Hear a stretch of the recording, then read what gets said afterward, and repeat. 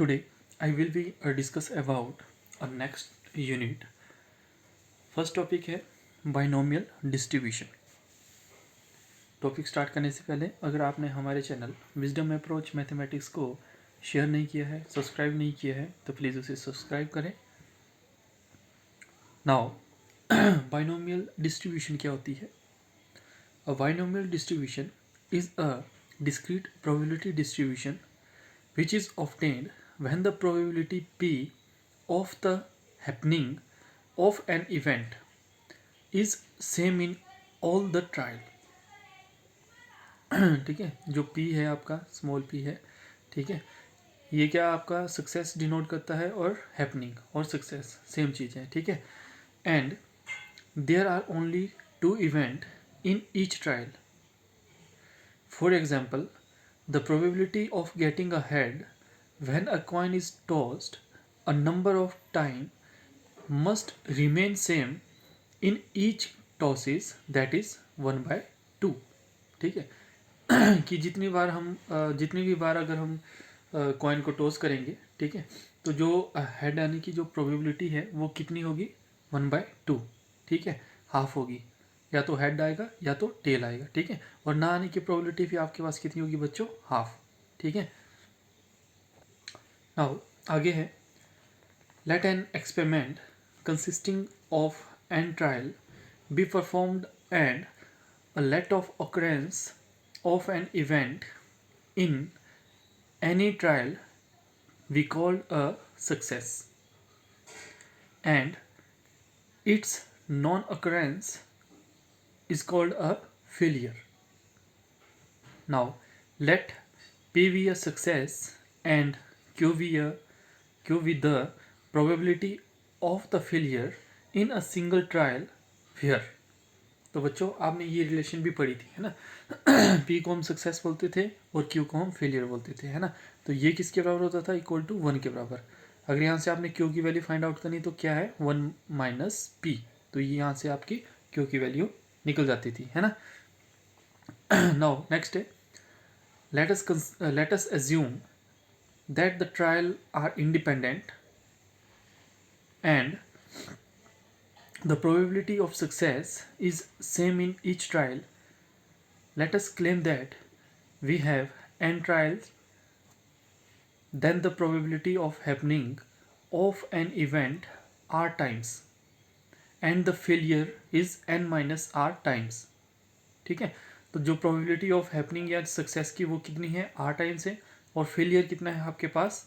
n minus r times. ठीक है, n आपके क्या थे? टोटल नंबर ऑफ ट्रायल्स थे.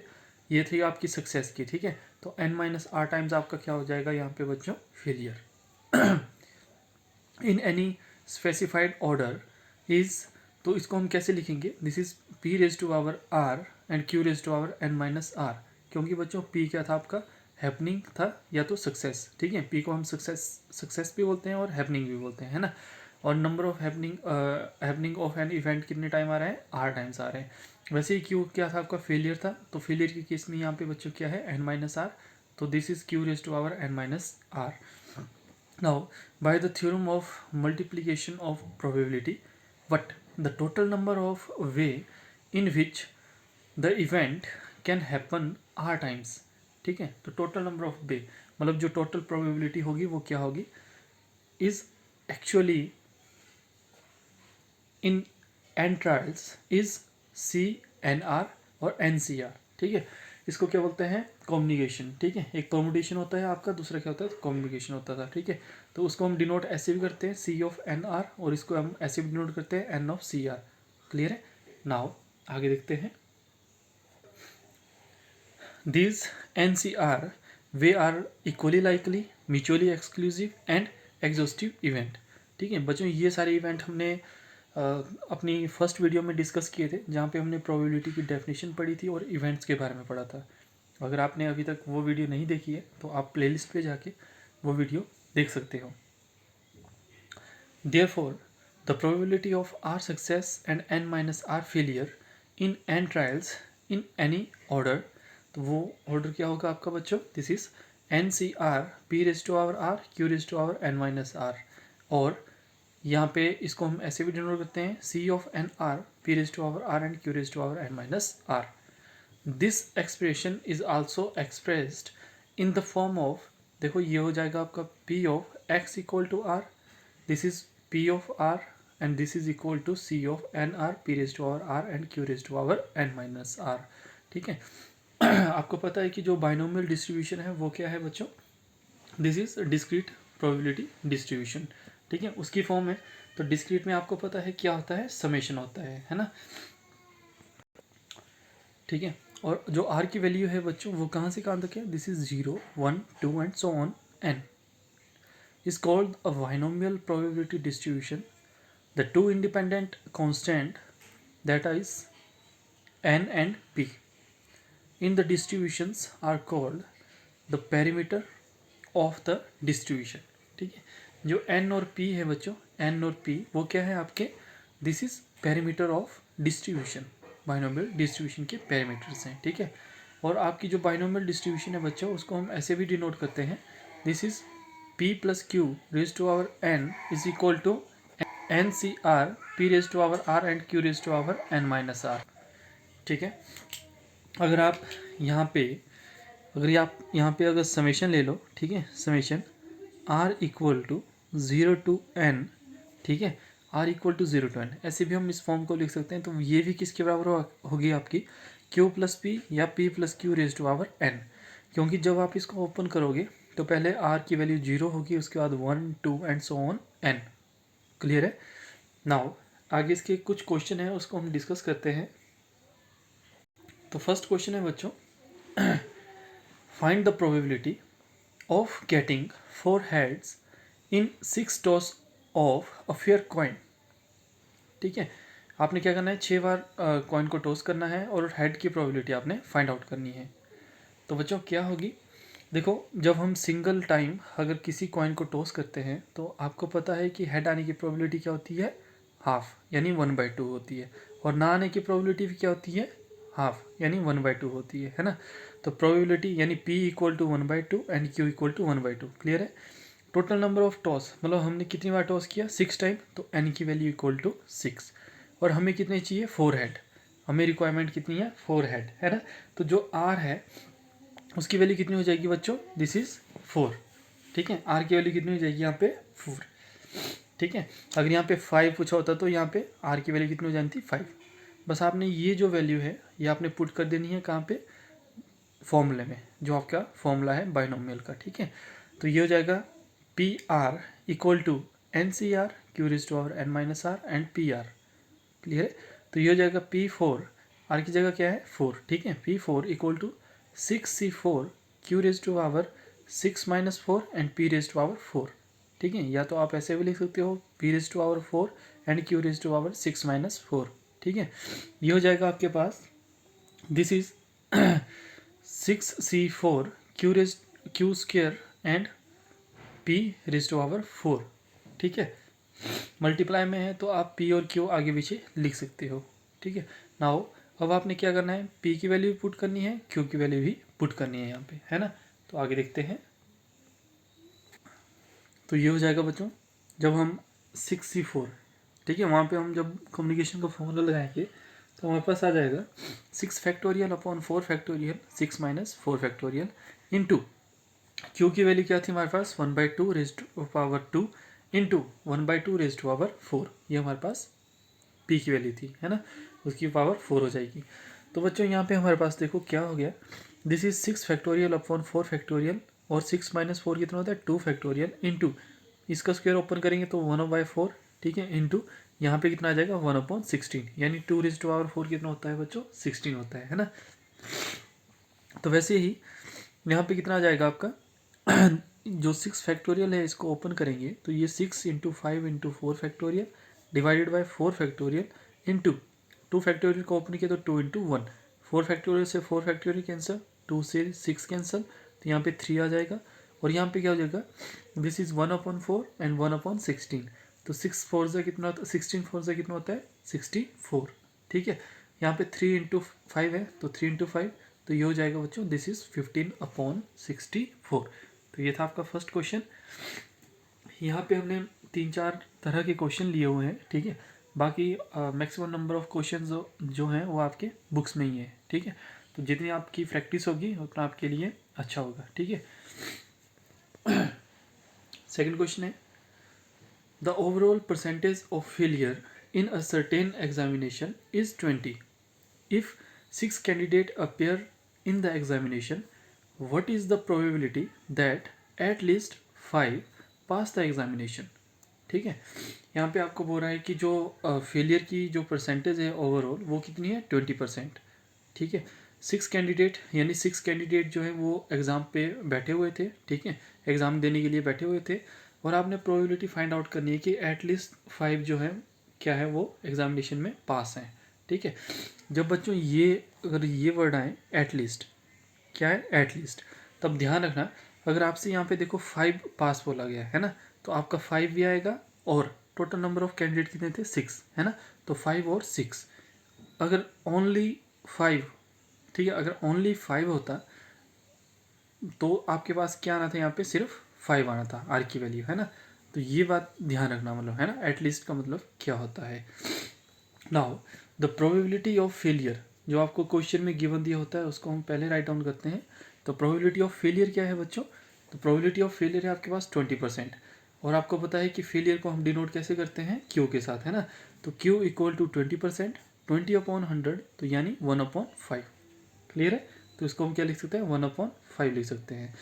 अब आपको पता है अगर Q की वैल्यू पता है तो आप P की वैल्यू फाइंड आउट कर सकते हो। तो P की वैल्यू के लिए आपके पास देखो फॉर्मूला होता था क्या, P plus Q equal to 1, ठीक है। तो Q equal to 1 minus P, ठीक है। अगर P की वैल्यू चाहिए तो P ये हो जाएगा इक्वल टू 1 माइनस Q, ठीक है। Now the probability of pass P equal to 1 minus Q, ठीक है।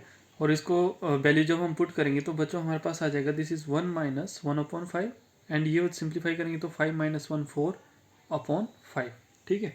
Now probability of at least 5 पास, तो देखो उसके लिए हम क्या करेंगे, दिस इज प्रोबेबिलिटी ऑफ 5 और 6, ठीक है। तो यहाँ पे आ जाएगा equal to probability of 5 plus probability of 6, ठीक है। अब यहाँ पे, ठीक है, यहाँ पे n कितना है बच्चों आपके पास, 6 है, ठीक है, क्योंकि टोटल नंबर ऑफ जो कैंडिडेट थे वो कितने थे, 6, है ना। तो n आपका 6 आ जाएगा, बाकी आपका r एक 5 आ जाएगा, दूसरा आपका 6 आ जाएगा, ठीक है। तो देखो हमारे पास यहाँ पे जो फॉर्मूला है वो क्या बोलता है, this is NCR P⁻r Q⁻r n minus r, ठीक है। तो वैल्यू पुट करते हैं तो 6C5 P⁻5 Q⁻1 plus 6C6 P⁻6 and Q⁻0, ठीक है। ये जो 1 और 0 है बच्चों ये अकॉर्डिंग टू दिस फॉर्मूला है ना। क्या बोल रहा है, क्यू बोल रहा है आपका n माइनस आर, यानी ये n था ये r था, जब इन दोनों को माइनस किया 6 माइनस 5 तो 1 आया, 6 माइनस 6 आया तो यहाँ पे 0 आया, क्लियर है। इसको सिंप्लीफाई करेंगे तो बच्चों देखो हमारे पास क्या आएगा, दिस इज इक्वल टू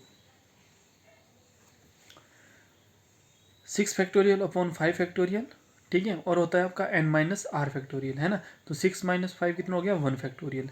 यहाँ पे Q की वैल्यू पुट की, P की वैल्यू पुट की हमने तो 4/5 रेज टू पावर 5, Q की वैल्यू है 1/5 रेज टू पावर 1, ठीक है। प्लस यहाँ पे 6 factorial upon 6 factorial into 6 minus 6 क्या होता है, 0 फैक्टोरियल। वैसे ही P की वैल्यू हमने पुट की तो 4/5 raise to power 6, and Q की वैल्यू हमने पुट की तो Q की वैल्यू कितनी थी बच्चों, दिस इज 1/2, अगर लिखना है तो, है ना। Q की वैल्यू थी बच्चों आपके पास कितनी, 1/2, और raise to power 0, something raise to power 0 क्या होता है, हमेशा 1 होता है, क्या होता है, 1 होता है, ठीक है। तब करके हमने यहाँ पे क्या लिखा बच्चों, 1, क्लियर है। तो यहाँ पे क्या आ जाएगा, देखो 6 फैक्टोरियल है, नीचे 5 फैक्टोरियल है, तो 6 फैक्टोरियल को हम ओपन करेंगे 5 फैक्टोरियल तक, है ना।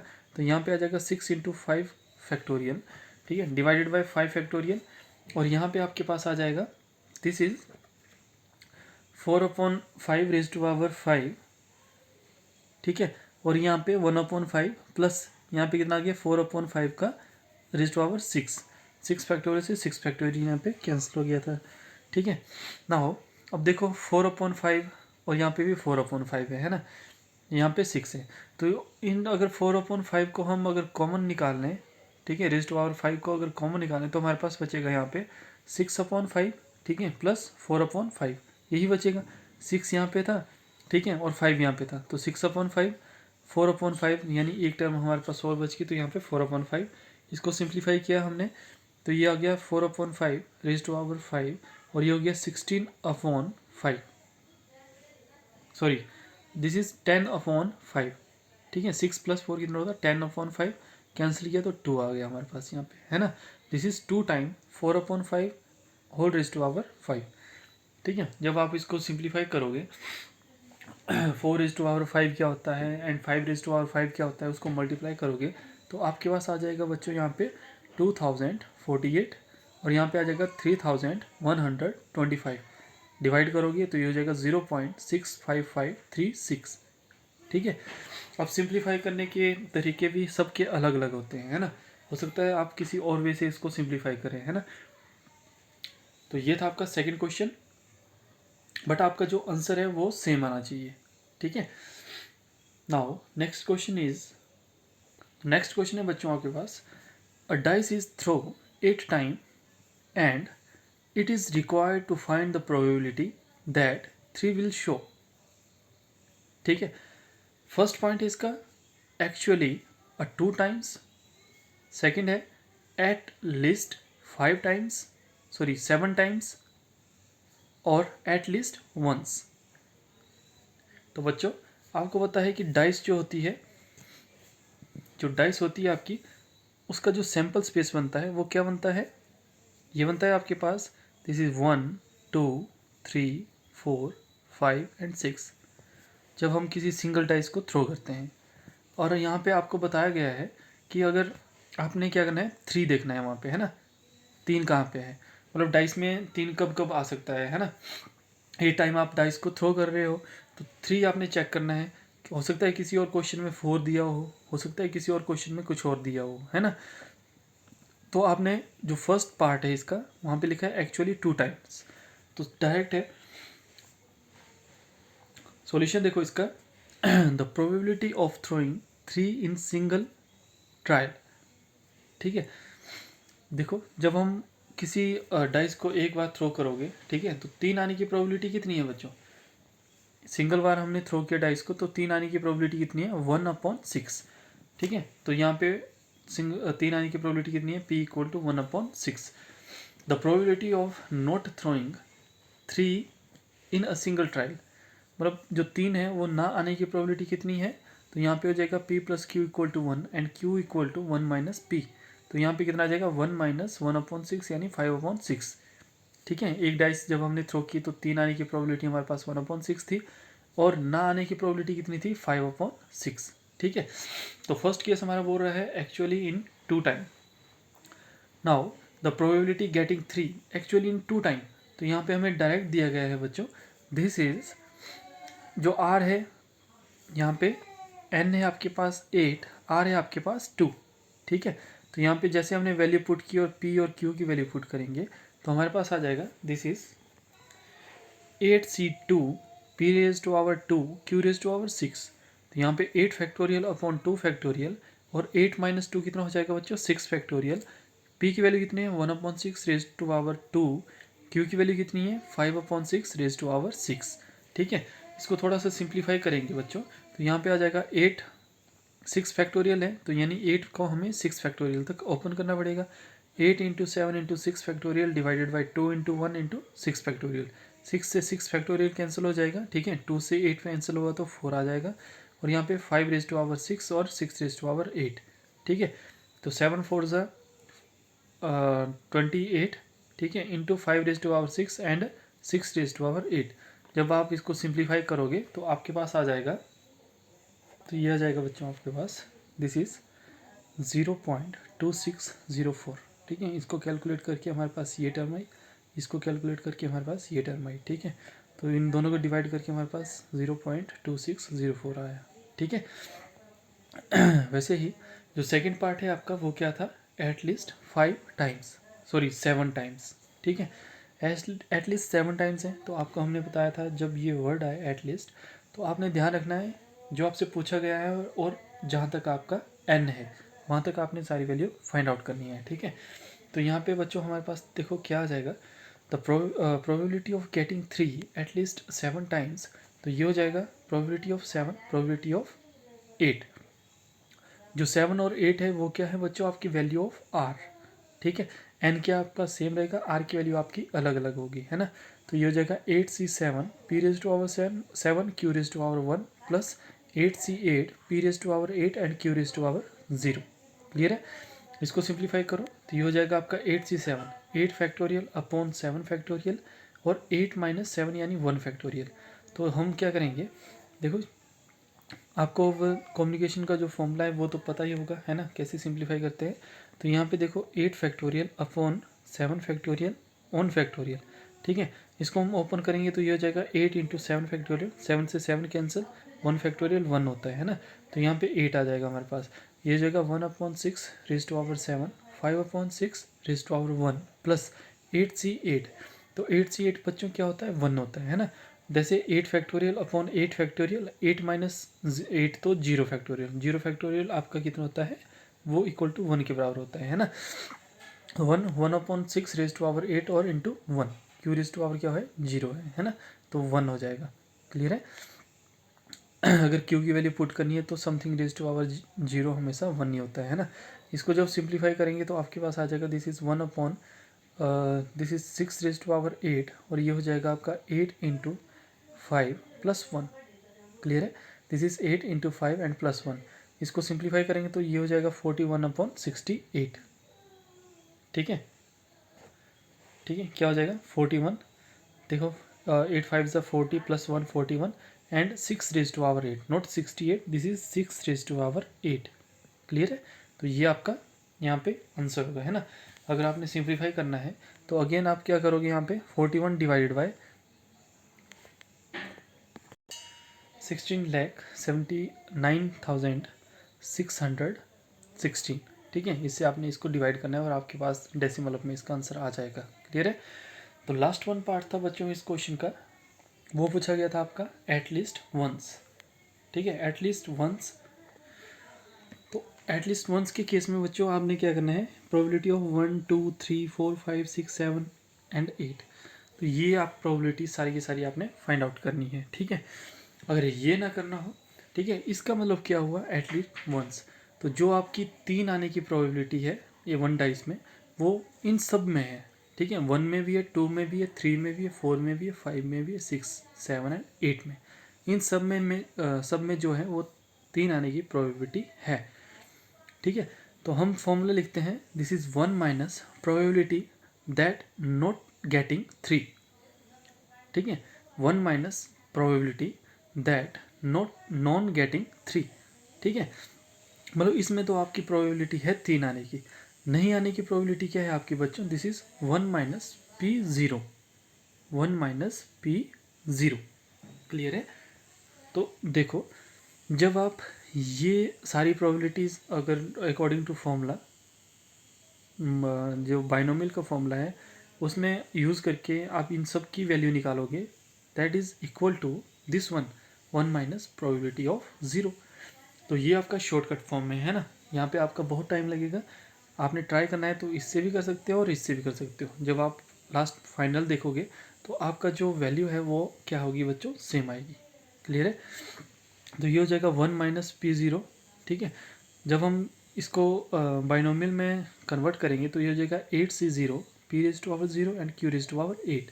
ठीक है, ये हो जाएगा 1 minus 1 upon this is 1/6 raise to power 0 and this is 5/6 raise to power 8। ठीक है, और ये आपको पता है कि nc0 क्या होता है, 1 होता है। ठीक है, क्योंकि जब इसको ओपन करोगे तो 8 फैक्टोरियल अपॉन 0 फैक्टोरियल और 8 माइनस 0 यानी 8 फैक्टोरियल कैंसिल हो जाएगा तो 1 बचेगा हमारे पास, है ना। तो ये बच्चों हमारे पास आ जाएगा, this is 1 minus this is 5/6 raise to power 8। तो 5/6 को हम सिंप्लीफाई करेंगे तो this is 6 raise to power 8 minus 5 raise to power 8 divided by 6 raise to power 8। ठीक है, तो यहाँ पे बच्चों देखो हमारे पास क्या आ जाएगा, यहाँ पे दिस इज 16,79,616। ठीक है, और ये हो जाएगा माइनस ऑफ 3,90,616। 1625 divided by 16,79,616। तो यहाँ पे इसको माइनस करके हमारे पास आ जाएगा this is 12,88,991 divided by 16,79,616 divide करेंगे तो बच्चों हमारे पास आ जाएगा दिस इज 0.7674। ठीक है, तो ये था आपका थर्ड क्वेश्चन और मोस्ट इम्पोर्टेंट क्वेश्चन है। हमने यहाँ पे जितने भी क्वेश्चन लिए हैं वो आपके प्रीवियस ईयर क्वेश्चन पेपर और मोस्ट इम्पोर्टेंट क्वेश्चन लिए हैं। ठीक है, ऐसे ही क्वेश्चन आपके बुक्स में भी होंगे। ठीक है, आप वहाँ पे ज़्यादा ट्राई कर सकते हो। नेक्स्ट क्वेश्चन है, यूनिक क्वेश्चन है। ठीक है, 10 coins are thrown simultaneously. Find the probability of getting at least 7 heads. ठीक है, at least 7 heads. आप 10 बार जो है कॉइन को साइमल्टेनियसली एक साथ मतलब थ्रो कर रहे हो। ठीक है, आपने प्रोबेबिलिटी फाइंड आउट करनी है एटलीस्ट 7 हेड की। तो बच्चों अभी हमने आपको बताया था फर्स्ट क्वेश्चन में कि जब हम एक कॉइन को थ्रो करते हैं तो उसकी हेड या टेल आने की प्रोबेबिलिटी क्या होती है, 1/2 होती है। ठीक है, यहाँ पे हमें 7 हेड्स बोला है। ठीक है, when one coin is throw the probability of getting a head कितनी है, this is p equal to 1/2। Clear है। Now the probability of not getting a head, तो यहाँ पे हमारे पास आ जाएगा this is q equal to 1 minus P. q equal to 1 minus p की वैल्यू 1/2 थी, सिंप्लीफाई किया तो ये हो जाएगा आपके पास 2 - 1 डिवाइडेड बाई 2 और ये हो जाएगा 1/2। क्लियर है। अब यहाँ पे क्या पूछा है, गेटिंग एट लीस्ट 7 हेड ये पूछा है। तो आपको पता है जब मैंने इससे पहले जो क्वेश्चन करवाए थे वहाँ पे भी बोला था अगर एटलीस्ट आए, अगर आपसे पूछा गया है 7 और टोटल नंबर ऑफ आपके पास जो कॉइन थ्रो किए वो है 10, तो आपका क्या आएगा यहाँ पे 7, 8, 9 और 10 ये सारी वैल्यू आएगी, है ना। तो यहाँ पे प्रोबेबिलिटी दैट एटलीस्ट 7 हेड, तो this is probability of 7 head, 8 head, 9 head and 10 head. ठीक है, आर की वैल्यू यहाँ पे 7, 8, 9 और 10 होगी। तो हमारे पास यहाँ पे 4 केसेस होंगे, है ना। तो देखते हैं, तो ये है बच्चों। ठीक है, 10c7 1/2 raise to power 7 1/2 raise to power 3। ठीक है, यहाँ पे आ जाएगा आपका 10c8 1 raise to power 2 raise to power 1/2 raise to power 8 1/2 raise to power 2।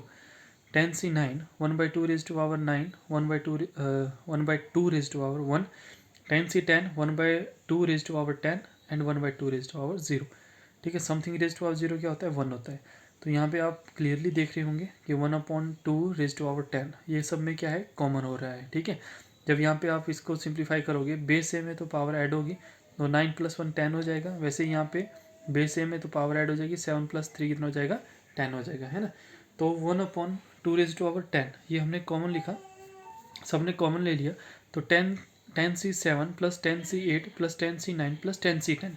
ठीक है, जब इसको हमने सिंप्लीफाई किया बच्चों तो ये हमारे पास आ जाएगा this one 10 factorial upon 7 factorial into 3 factorial. ये तो पता लग गया होगा 3 फैक्टोरियल कैसे आया, क्योंकि n - r होता है ना। तो 10 - 3 7 कितना होगा, 3 होगा। वैसे ही 10 factorial upon 8 factorial into 2 factorial, वैसे ही 10 factorial upon 9 factorial into 1 factorial. और 10c10 की वैल्यू क्या होती है, 1 होती है। क्लियर है। जब आप फॉर्मूला ओपन करोगे तो आपको खुद ब खुद आपका जो आंसर है वो 1 आ जाएगा, क्योंकि इसका 10 factorial upon 10 factorial upon 10 factorial और 10 - 10 क्या होता है, 0 फैक्टोरियल। तो 0 फैक्टोरियल की वैल्यू क्या होती है बच्चों, 1 होती है ना। तो इसकी वैल्यू 1 आ जाएगी। इसको सिंप्लीफाई करेंगे। अब आपको यहाँ पे पता है ये 7 फैक्टोरियल तक है, तो हम 10 को 7 फैक्टोरियल तक ओपन करेंगे तो ये हो जाएगा 10 × 9 × 8 × 7 फैक्टोरियल। ठीक है, 3 फैक्टोरियल को ओपन करेंगे तो ये हो जाएगा 3 × 2 × 1। 7 से 7 कैंसिल, ठीक है, 3 से 9 कैंसिल तो 3, 2 से 8 कैंसिल तो 4 आ जाएगा। क्लियर है। वैसे यहाँ पे 10 × 9 × 8 फैक्टोरियल से 8 फैक्टोरियल कैंसिल, तो ये हो जाएगा 2 × 1। ठीक है, 2 फैक्टोरियल को कैंसिल किया। वैसे यहाँ पे हम 9 से 9 फैक्टोरियल कैंसिल करेंगे तो 10 + 1, है ना। तो बच्चों हमारे पास जो वैल्यू है वो आ जाएगी 1/2 रेज टू पावर 10। ये हो जाएगा 120 + 45 + 10 + 1। इसको सिंप्लीफाई करेंगे तो आपके पास आ जाएगा 176 divided by 2 raise to power 10 तो 176 टू रेज टू पावर 10 कितना होता है 1024। ठीक है, जब इसको कैंसिल करोगे आप तो ये हो जाएगा आपके पास दिस इज़ 11/64। ठीक है, तो बच्चों ये था आपका 4th क्वेश्चन। ठीक है, अगर आपको हमारी वीडियो अच्छी लगती हो तो प्लीज़ हमारे चैनल विजडम अप्रोच मैथमेटिक्स को शेयर करें, सब्सक्राइब करें and thank you for watching.